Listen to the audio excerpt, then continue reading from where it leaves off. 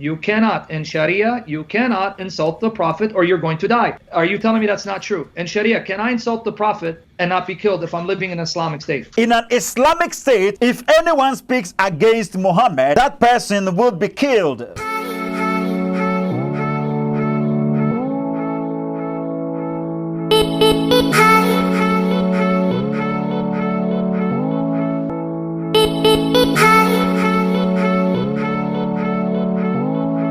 Once again, beloved, I greet you and I welcome you to Lost in Media.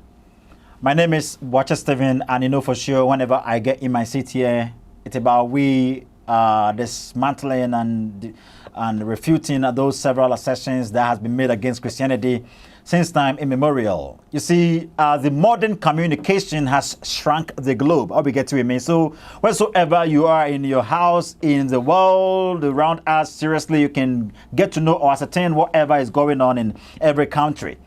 Okay, and Islam isn't new to the system, right? Islam emerged on the public screen since time immemorial. And I think they've exerted some fear in the hearts of several many people. And whenever you exclaim Islam, I think those of Nigeria knows well Islam. Those of America knows well Islam. Perhaps you've heard of Osama bin Laden in the year 2000. Seriously, I was in my hometown, and when I heard this, exactly what was going on around the world, seriously, I thought perhaps it was the end of the world, because the way bombings and suicide bombings, subway bombings and all that were going on, seriously, it was very much, it was menacing. It was menacing. I'll be getting with me. Beloved, this time round, I think you've ever heard of jihad.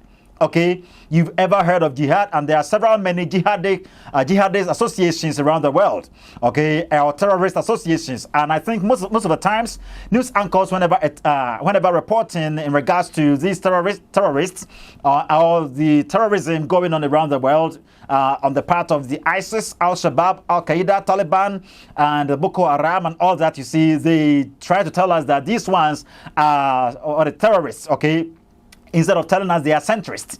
They do fear, that is the exact reason they put terrorists instead of centrists. But I tell you, whatever Muslims are doing today, most especially the Boko Haram, ISIS, Al-Shabaab, Taliban, the ISIS, all these ones, whatever they are doing are the epitome of what actually the Prophet Muhammad did.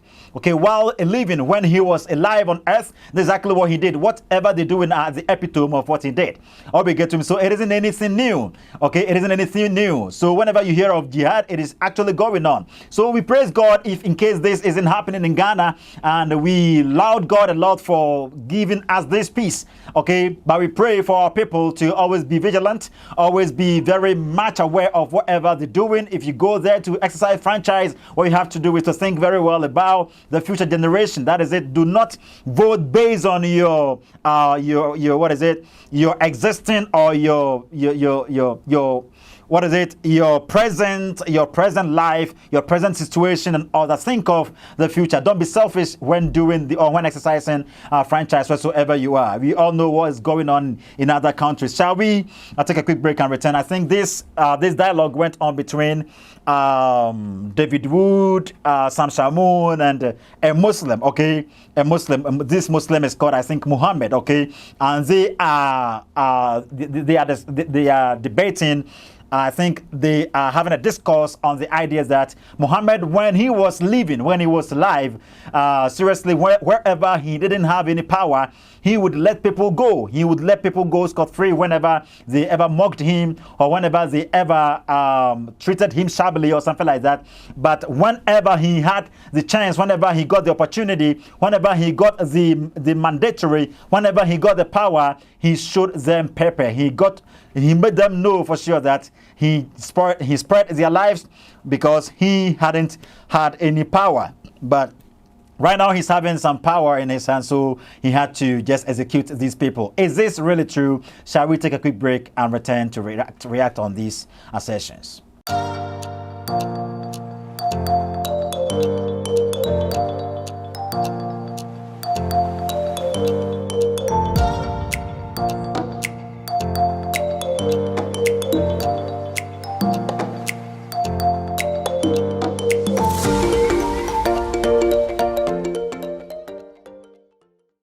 Well, you're welcome back, beloved. May God bless you.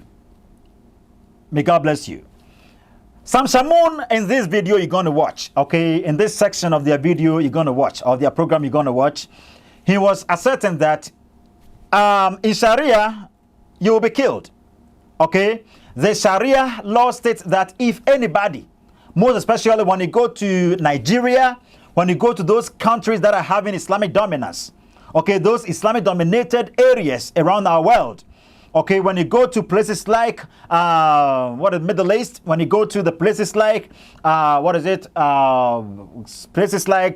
Saudi, when you go to Egypt and all those areas that are having Islamic majority, even the northern part of Nigeria, all we get to me, the Sharia law tells a Muslim to not share some things with you as a Christian. All we get to me, because the Sharia tells him to be the sole ruler of the country, okay, and they do not know anything like your state and man religion, okay. America knows well Islam, okay. Islam doesn't know anything like state and religion. Fancy the religion is to set apart, and the state affairs are to set apart. No. Okay, but rather, if I am a Muslim and I am ruling this country, you have to by force comply to the Islamic rules. You have to by force go by what actually Islam states. Okay, the law of Islam, that is it, and they do avoid what actually is called the great law of the country. The actual constitution wouldn't work, or we get to me. So this is exactly what Sam Shamoun was asserting over here. So the Muslim is going to object to this idea. Shall we listen to Sam Shamoun and return? You cannot, in Sharia, you cannot insult the Prophet or you're going to die. Are you telling me that's not true? In Sharia, can I insult the Prophet and not be killed if I'm living in an Islamic state? Well, the Muslim, after Sam Shamoun had made this assertion, the Muslim admitted that in an Islamic state, if anyone speaks against Muhammad, that person will be killed. But the Muslim rejects the idea that all those that mocked Muhammad were later killed when Muhammad came into power. Okay, the Muslim admitted that indeed it is true in an Islamic state, in a place, in an area, or in a land where Islam has the domination, in a land where Islam has the dominance, if any person makes any assertion against Muhammad, if any person speaks against Muhammad, that person is going to be executed, or that person is going to be eliminated. That person is going to be killed. Or we get to remain. But he abnegated the idea that indeed Muhammad would later avoid or kill certain people who previously mocked him. Or we get to remain. This exactly this Muslim is saying over here. Shall we listen to the Muslim and return? No, you will. I will what? You said you will. But at the same time, I will be killed, right? I mean, that's why I respect you. Honestly, you're being honest. So in an Islamic state, David Wood and I saying Muhammad is false prophet, we're killed, right? Yeah. Yeah. Okay. Your respect now went to the roof. You know how much I respect you because you're so honest. Honestly, I appreciate you. Thank you so much. You're honest. This kind of leads into another topic that Muhammad here brought up. He said that when people insulted Muhammad, he just remained silent. He let Abu Bakr respond. Tying it. What's that? Go ahead. Sorry, I didn't say he let Abu Bakr respond. He just was silent. He didn't tell Abu Bakr to respond. Abu Bakr responded on his own will. And that's when the Prophet, he was upset because he responded. Well, the Muslim abnegated that idea and again asserted that he propounded this question. There are certain things that can get a person killed, okay, in Islam. Okay, there are some certain breakages of law that can get a person killed in Islam. Okay, if a person commits shirk and all that in an Islamic state or in an area that has an Islamic dominance, a person can be executed. How we get to him, a person can be executed if they break certain laws in the Arab lands or in the places where Muslims has the domination. or Islam has the domination. Okay, when he said this, I think Sam Shamoun and David Wood acceded to that fact that yes, indeed, when stuff like that happens, seriously in an Islamic state or a place where Islam has the dominance, a person can get killed. So the Muslim was trying to know for sure that that one is right or not.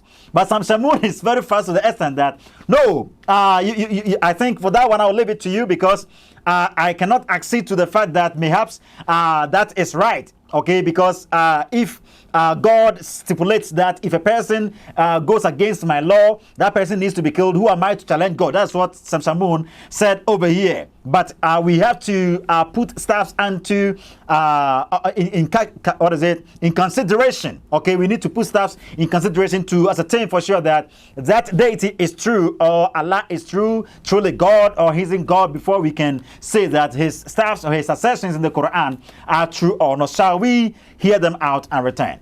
So, but you're saying that it's good. It's good because Muhammad didn't respond when people insulted him. The reason I'm bringing this up is Sam quoted Qadi Iyad saying that if someone calls Muhammad black, it's a death sentence. He is to be killed. You pointed out that you would reject that because Muhammad didn't say, hey, if someone calls me black, then kill him. But Sam pointed out that no, it's because that was regarded as an insult in the Muslim community. And it is a ruling in the Muslim community that if someone insults Muhammad, then that's a death sentence. And I would say that does go back to Muhammad himself, that if someone insults him, then it's a death sentence. And so I think that's a good segue into the other topic you brought up, that when Muhammad was insulted, then he didn't retaliate. Abu Bakr spoke up for him, but Muhammad just remained silent. Muhammad may have just remained silent at certain points when he was powerless over certain people. But once he came to power, once he rose to power, then the penalty became so-and-so made fun of me, therefore so-and-so had to die. The actual Islamic position is more like this. When Muslims are in the minority, when they're totally outnumbered, and if they get violent, they will be crushed and destroyed by their enemies, then don't retaliate if someone criticizes Muhammad. But when the Muslim community becomes stronger and they're the most powerful force around, then if someone criticizes Muhammad, makes fun of Muhammad, mocks Muhammad, then that person is to be sentenced to death. And that's the example that Muhammad himself gave. That doesn't come from a later Muslim scholar, a later Muslim ruler. That comes from Muhammad himself. It's Muhammad who says, hey, we're in the minority. If they want to insult me, nothing we can do about it. But later on, when Muhammad rises to power, it was, hey, remember all those people who insulted me? Here's a list, go kill them. One thing I said is that the Prophet, even when he was in power, he didn't say kill anyone who actually insulted me. And my one last point, where can I find it? In Islam, in my religion, there's things that you can, there's things that you can do that can get you killed. Is that right? I can hear you. What was that? There's certain sins that you can do in Islam that can get you killed. Yes, we know that. Yeah, there are sins in Islam that will get you killed. Yes. And is that wrong? I don't know. You have to be specific. I don't know. I mean, if Islam is true, if it's from God, and God says don't do this, so you'll be punished, then who's to argue against God? But that's the question: is he a prophet of God? Well, Sam Shamoun says that the idea that Muhammad wouldn't have anyone killed who mocked him after he had had power is a lie. Muhammad Hijab said this, okay? He says it's a lie for the Muslim to assess that Muhammad wouldn't avoid anybody, okay? Wouldn't help the extinction of anybody who previously mocked him after he had attained power. Okay, Sam Shamoun says it's a lie. That isn't true. Let's hear him out and return. But before we go there, Muhammad, you said again, I just want to make sure I heard you. Muhammad, even when he was in power, never ordered anyone to be killed because they mocked him? Yeah. That's not true. I have the references. Do you want me to read them for you? Oh, Sam Shamoun said that he was going to provide some proofs, okay? But David Wood interjected and said, I even have some proofs to give to show that indeed what this Muslim is saying is a lie. Muhammad would have people who mocked him killed, okay? Even people that referred to him as black. Muhammad didn't like being called black. Fancy myself over here, okay? He loved to be called white, okay? He didn't want to be called black. So those people that called him black man, Muhammad had them executed. Is this really true? Okay, shall we hear David Wood out and return? I have, and also Sam, I have Ibn Ishaq pulled up here Yes. to give some examples. So this is Ibn Ishaq, pages 550 to 551. We'll just look at a couple examples. We're not going to read the entire passage here. We have an example, and basically what the situation is that Muslims are conquering Mecca. Let's get on to the proofs he's going to give us. David Wood, what proofs do you have in regards to the idea that Muhammad would kill those that mocked him, previously mocked him after he had power?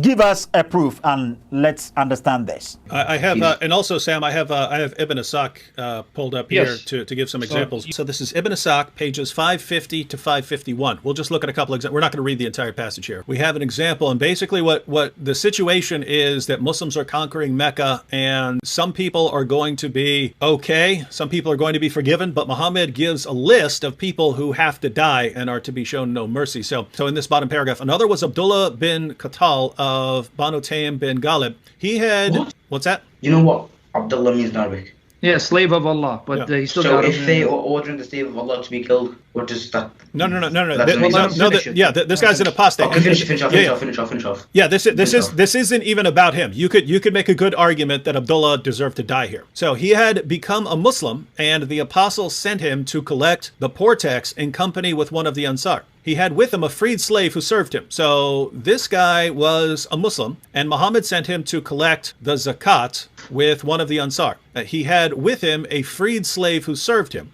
He was a Muslim. So the man here is a Muslim, and the freed slave with him is a Muslim. When they halted, he ordered the latter to kill a goat for him and prepare some food, and went to sleep. When he woke up, the man had done nothing. So he attacked and killed him and apostatized. So this man killed another man. So that's why I said you can make a case that this person deserved to die because he killed another man basically over not getting his food ready. But here's the follow-up. He had two singing girls, Fartana and her friend, who used to sing satirical songs about the apostle. So he ordered that they should be killed with him. So the one guy, Abdullah here, was under a death sentence for apostatizing and for killing a Muslim, a freed Muslim slave.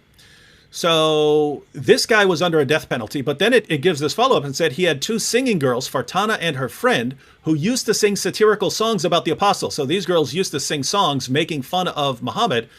And notice, so he ordered that they should be killed with him. So this is Muhammad ordering, hey, yeah, we know we have to kill Abdullah, but make sure you kill his singing girls, because they used to sing songs making fun of me. Now this passage goes on. By the way, one of the girls was pardoned by a different Muslim when they actually caught her. One was sentenced to death. I mean, one of them was actually killed. But you have multiple examples. But look at the very next example. Another was Al-Huwayrith, one of those who used to insult him at Mecca. So the reasons that these people are being killed over and over again in many instances here is that they were making fun of Muhammad. Okay, David Wood quoted Ibn Ishaq Sirat Rasul Allah, the life of Muhammad, pages 550 and 551. Okay, and he made lot of assertions over here that Muhammad gives a list of those that are to be killed, or those that are to die, and those that are to be shown mercy. Muslims were conquering Mecca at this time, and some people were going to be forgiven, but some were to be shown, some were to not be shown mercy. Or we get to mean, even calling Muhammad black was an insult. He didn't want to be called black man. You get that? So the whole stuff David Wood read over here proves that indeed Muhammad did away with those that he thought were mocking him previously. Or we get to when after he had power, and he just avoided them, or he just caused their extension in the land of Arabia. Okay, so the idea of Sharia, the idea of the idea of killing our enemies, doing away with our enemies, those that do not go by our ideologies, idiosyncrasies, and all that. These people are to be avoided or to be done away, and all that. Or we need to force them to accept our religion, our ideologies, and all that. all these were practiced by the prophet. So if people are doing it today, it is the epitome of the prophet of Islam, that is Muhammad. Well, Sam Shamoun also adds up, okay? Sam Shamoun also quotes Sahih al-Bukhari, volume 5, hadith number 369. Okay, let's hear Sam Shamoun out and return. Muhammad, before you respond, I want to give you one from Bukhari because you have access to it. Because he read Ibn Ishaq, and you may not be able to see it, but he's got it on screen so you can check it later. He's not misquoting. Let me give you two, but one from Bukhari, because I want you to be able to read something for yourself. Said Bukhari, volume 5, number 369. Allah's apostle said, "Who's willing to kill Ka'b bin al-Ashraf, who has hurt Allah and his apostle?" Thereupon Muhammad bin Maslama got up saying, "O Allah's apostle, would you like that I kill him?" The Prophet said, "Yes." Muhammad bin Maslama said, "Then allow me to say a thing, a false thing, i.e. to deceive Ka'b." The Prophet said, "You may say it." Now, before we finish it, pay attention to two things, Muhammad. Muhammad bin Maslama said, "Okay, well, you're going to have to allow me to trick him, to kill him." Muhammad, your Prophet said, "You may say it." Instead of saying, "No, we are slaves of Allah, we do not lie, we don't use trickery," he said, "You're free, do it." So Muhammad bin Maslama went in together with two men and said to them, "When Ka'b comes, I will touch his hair," because they're pretending to be his friends. So they're going to touch his hair and smell it. "And when you see that I have got hold of his head, strip him. I will let you smell his head." Ka'b bin al-Ashraf came down to them wrapped in his clothes and diffusing perfume. Muhammad bin Maslama said, "I have never smelt a better scent than this." Ka'b replied, "I have got the best. Arab women who know how to use the high class of perfume." Muhammad bin Maslama requested Ka'b, "Will you allow me to smell your head?" Ka'b said, "Yes." Muhammad smelt it and made his companions smell it as well. Then he requested Ka'b again, "Will you let me smell your head?" Ka'b said yes. When Muhammad got a strong hold of him, he said to his companion, "Get at him." So they killed him and went to the Prophet and informed him. Abu Rafi was killed after Ka'b bin al-Ashraf. So you see the trickery? They pretended to be his friend. "Oh, your hair smells so nice." And when he grabbed him by that, "Strike him." And they killed him dead using trickery. And your Prophet said, "Go ahead and do it because he's hurt me." So where did you get that Muhammad did not kill those who mocked him, insulted him? And here not only did he order his follower to kill the man. Well, according to this tradition, Sam Shamoun cited, okay, according to this tradition, Sam Shamoun cited to disprove the assertion the Muslim made that Muhammad would forgive anyone who mocked him, even after he had attained or secured power. Okay, Sam Shamoun cited Sahih al-Bukhari, volume 5, hadith number 369. And in this hadith, he made us know for sure that there was a man called Ka'b, okay? Ka'b ibn al-Ashraf. Okay, Ka'b ibn al-Ashraf. There was a man called Ka'b ibn al-Ashraf. And Muhammad had wanted this man to be executed. He had wanted to avoid this man, okay? He had wanted to help the extinction of this man, okay? So when he asked of who would kill Ka'b for him, one of his followings responded, "Would you like for me to trick a Ka'b, okay, before to kill him? Okay, would you like for me to kill Ka'b?" So this is it. Muhammad bin Muhammad bin Maslama. Good. Muhammad bin Maslama responded to the request of Muhammad by saying, "Would you love?" He says, "Oh, Allah's apostle, would you like that I kill him?" The Prophet said, "Yes." Muhammad bin Maslama said, "Then allow me to say a false thing to deceive Ka'b." The Prophet said, "You may say it." So Muhammad bin Maslama went to two men and said to them, So he added two other men to himself, okay? And he went to Ka'b and just as Muhammad told him to trick him before killing him, because if you do not trick him, perhaps he's very much strong, so he's going to be able to fight you, and perhaps you're going to die by length of fighting him. I hope we get to him. So when he went there, he tricked him as Muhammad told him to do. You see, Allah's apostle, okay, told Maslama to trick his enemy, a person who he thought was mocking him. a person who he thought mocked mocked Allah and mocked he himself. Okay, so he told them to trick him, play trick on him, play hoax on him. Okay, and when he had fall into the trick of the hoax, then they kill him. So they went by telling him, hey, Kab, you have a very nice hair. Okay, your hair is very nice, it looks beautiful and all that. They kept on holding his hair until his head was rising like this, and they just chop off his head. This is exactly what Muhammad did. This is exactly what Muhammad backed up. I'll be getting with me. He backed up this kind of practice. Okay, he allowed his followers to trick people and to kill them. Okay, he wasn't having this forgiving heart. Most especially in Surah At-Tawbah, ayah 30, when Muhammad was dying, he even cursed Christians for calling or for referring to Jesus Christ as being Son of God. I'll be getting with me. So this is exactly what your own books are saying. Sam Shamoun has helped us with a proof that indeed Muhammad didn't have such forgiving heart. Okay, and again, David Wood has also proven to us. Okay, and this Muslim read it himself and he acceded to the fact that what they are saying is true. Let's watch this short portion, then we return and we close. He allowed him to deceive him. It's like me coming up to you, oh, Muhammad, my friend, give me a hug. And when you hug me, I take the knife and I then stick it in your back and kill you dead. And this is the way of God? But the Prophet Muhammad, did the Prophet Muhammad order them to trick him? Just read it. He asked him, did you start the beginning? Who will kill this man? He goes, well, I will, but you're going to have to allow me to use deceit. He goes, you are free. You can do it. It says it right there in the beginning. We read it. That's true. You said it again? You said that's true, right? Yeah. All right. So, my friend, all the examples you gave doesn't prove Muhammad is a prophet. It shows he's not a prophet worthy of your obedience. Time for you to come to Jesus Christ, your only hope of salvation. You see, the Muslim acceded to the fact that indeed Muhammad was a trickster. Okay, and even when you go to Surah Al-Imran, ayah 54, the Quran says that Allah is the best of deceivers.